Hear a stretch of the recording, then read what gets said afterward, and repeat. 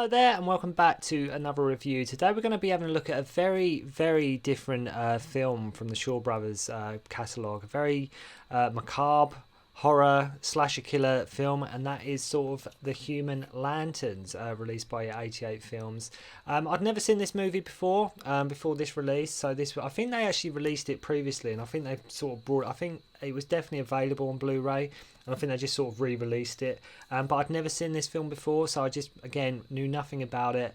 Absolutely loved it. It did really, really different type of film, and it's one of those films, I will say, that I actually enjoyed better the second time I saw it, because once you sort of know what the film is about and what to expect and what is, what the first time you watch it, you are a bit sort of, what the hell's going on? Because Shaw Brothers, you just think, 36 Chambers of Shaolin, you think Mad Monkey Kung Fu, you think Dirty Ho, you think these kind of movies, you think Five Venoms, that kind of stuff.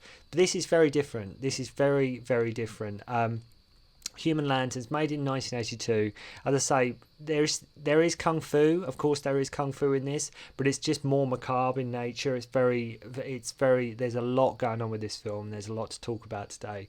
As I say, it's bordering on sort of horror, serial killer, thriller, come torture movie. If you like that kind of thing, then this film is definitely going to be right up your street. It's definitely going to be the kind of film that you definitely should check out. Film stars some of the Venom mob in Lo Meng and Sun Chen, and we also get Tony Lieh in here, who is the lead, and a lot of you will remember him from Way of the Dragon, some of the Bruce Lee movies, such as he was in Big Boss, and we also get in this movie Lieh, the King Boxer himself. A very interesting film, and I will say a very good film. Like I said, I enjoyed so much more on the second viewing. The second viewing, to me, because the first time I just didn't know what on earth this film is going to be about. So once you get over that initial, that's what the film is, now I know. Give it a week, watch it again. Personally, I enjoyed it so much more the second time round.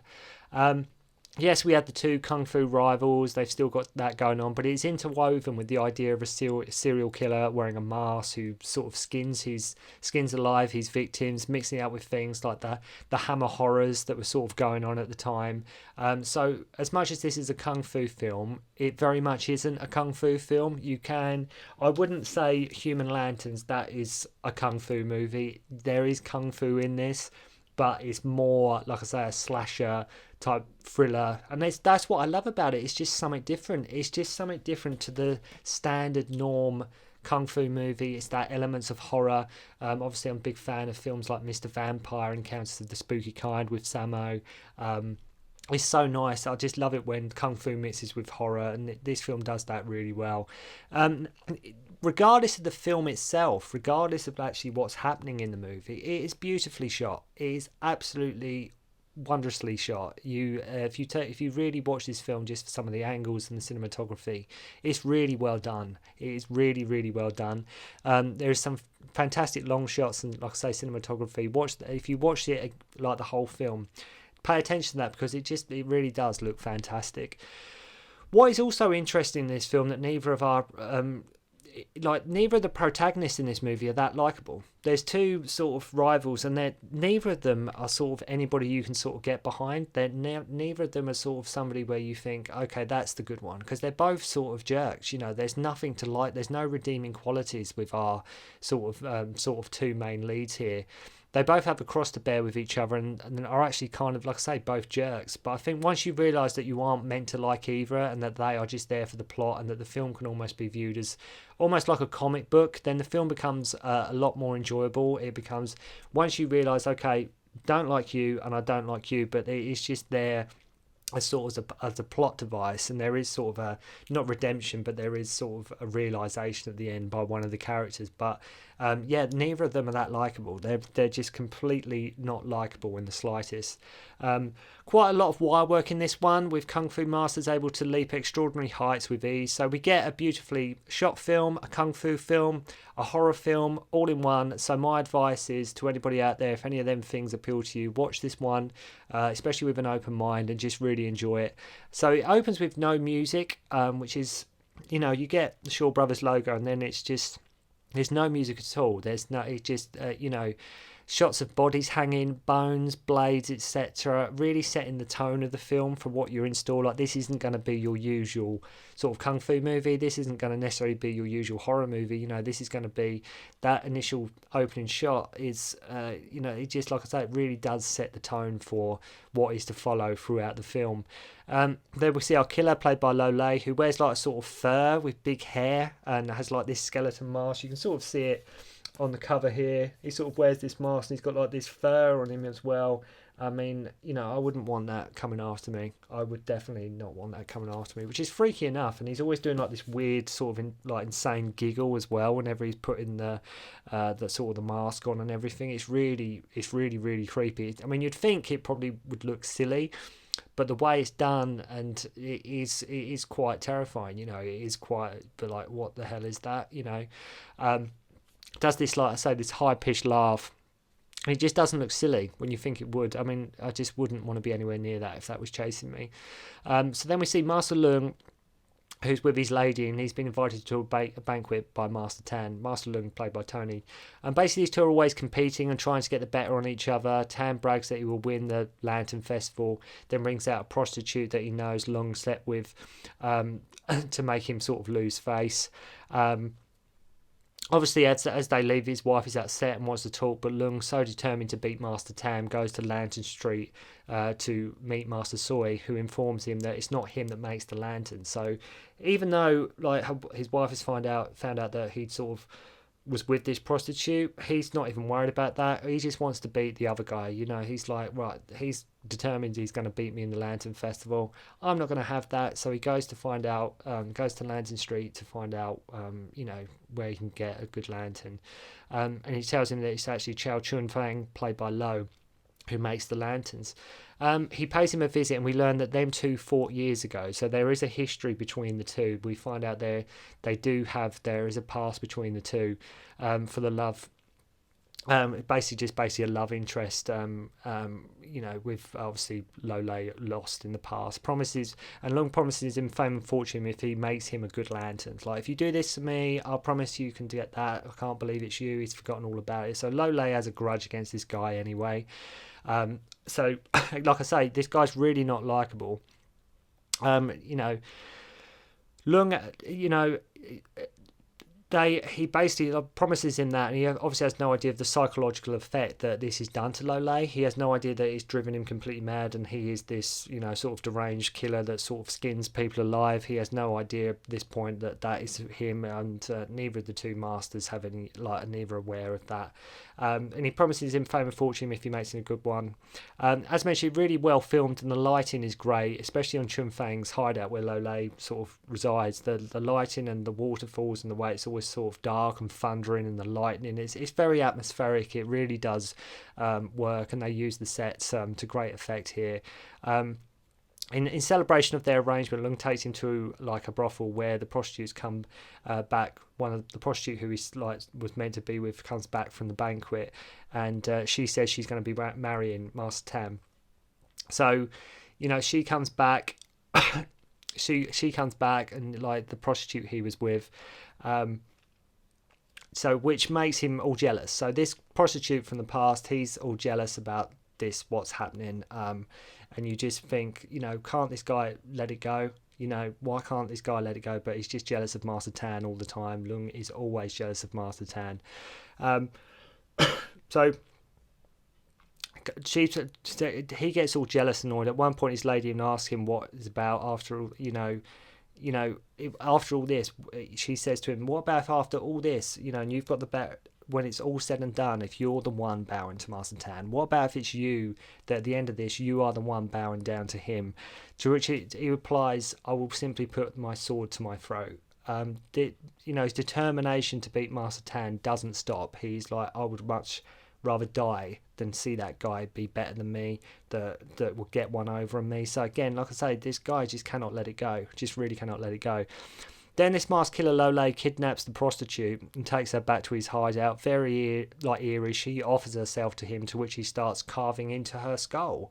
So yeah, again, this film's sort of not for the squeamish. There is that sort of torture element here, and you do like she offers her body to him, and he just starts carving away at her skull, and cuts and peels her skin away while she's still alive. I might add you at this point, she's still alive, and he is just ripping her skin off her, saying whatever Lung has, I will have, and I will destroy all he wants. So whatever he's had, whatever is his, he's like, I'm gonna mess it up, I'm gonna take it. You messed me up in the past. But yeah, as I say, he's sort of ripping her skin. It's quite disturbing. It's quite disturbing if you're sort of, like I say, if you don't know what to expect from this film, you watch it the first time, you are a bit sort of, what the hell is going on?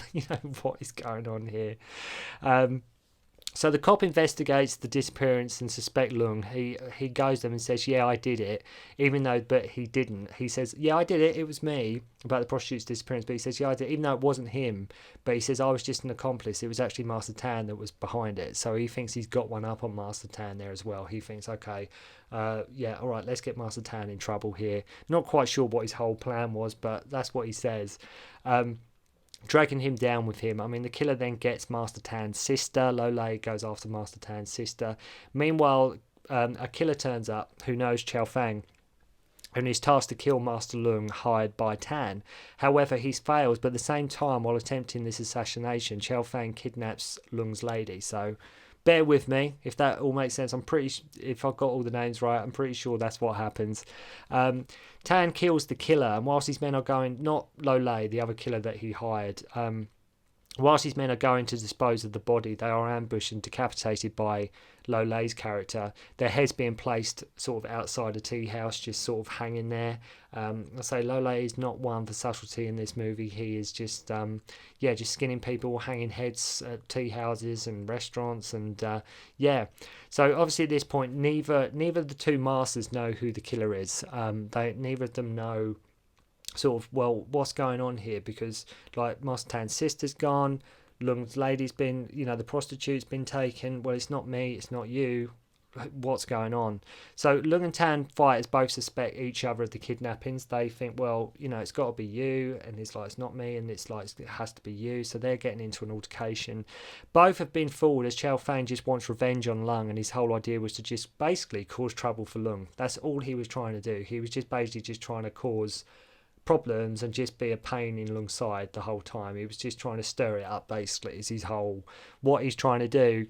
I love how it's always thundering, like I say, and lightning when we go to the hideout where Lieh's, where he is. It's just, like I say, it doesn't matter. It can be sunny when they leave the village, but once they get to his hideout, that place is just always thundering and lightning and just dark. And even if they leave in the daytime, it's still dark when they get there. It's just, you've got to have the setting, haven't you? You've got to have that eerie atmosphere, especially when you got like a guy wearing a skull and some fur who skins people alive and all that. I think it adds to the atmosphere.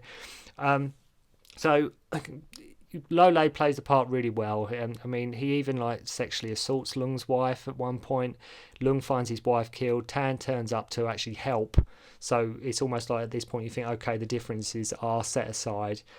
Chow Fang ends up getting burnt alive. Lung at the end promising to change his ways and give his wealth away, and goes to seek salvation. So like I said earlier, there is, after losing all that and all these killings happening, he suddenly realises that, yeah, he is a jerk, and I've been acting like a jerk, and I've been such a complete arsehole, that he sort of gives his wealth away, and he just sort of says, look, I'm not going to be that guy anymore, because, this is what I've become. And he just suddenly wakes up to sort of what's happened. One thing I will say, if he's been making, because the whole idea is he's been skinning these people and to sort of making lanterns out of like human skin, which is joked about by some of the characters in the film, like it's just a myth. It's like that's what people used to, but Lieh's character is actually doing that. And I will say, if he's been sort of making lanterns from human skin all this time, well, surely there would have been other people in the past that have gone missing, that have like had like just disappeared from the village, or I'm not sure. Because he's obviously got a reputation for making the lanterns, so it's never hinted or said at any point if there's, you know, if the town has a history of like girls or people disappearing. Again, just me sort of nitpicking. It's a great movie. Just please watch it with an open mind, as I say. And I went into this not knowing what to expect. I think Lieh is definitely having a lot of fun here. I think he's, you know, really relishing. Obviously, you know, he's most famous for being villains and being the evil guy in a lot of classic kung fu movies like 36 Chambers and everything like that. He's also in Miracles with Jackie Chan. But I think here he's just really enjoying just having fun, just being that psycho serial killer kind of role. But I think he's definitely having a blast here, and it's great to see Tony as well. So if you watch Big Boss and Way of the Dragon, you'll see him. You'll know who I mean. So I said, watch with an open mind. If you like your horror, serial killers, kung fu movies, then you're going to find a lot to enjoy here. And the great thing is it interplays the two really well. It doesn't just, it's not, they get the balance right. You know, they make sure there is kung fu, there is horror, there is that creepy element, there's the kung fu master rivalry. So it's sort of making sure it ticks all the boxes, but at the same time just giving you a film that is very sort of unsettling in many ways, but just a different take on the two masters rivalry, and just sort of, like I said, a different kind of villain, a very psychopathic, like crazy guy who he's not your typical kung fu villain. As I say, it's more in the way of like a slasher film, like you know, like a typical sort of American horror slasher movie. But if you've never seen it before, please go check it out. As I say, just be prepared. It's not necessarily for the squeamish, but it's definitely, what I like about it is it's just not like anything else necessarily from the Shaw Brothers studio, and it's definitely worth a view. So if you have seen Human Lanterns and it's a favourite of yours and you enjoyed it, or even just your thoughts on the movie, please leave in the comments below, because I'd love to hear from you. And thanks for watching, and hopefully I'll see you again soon.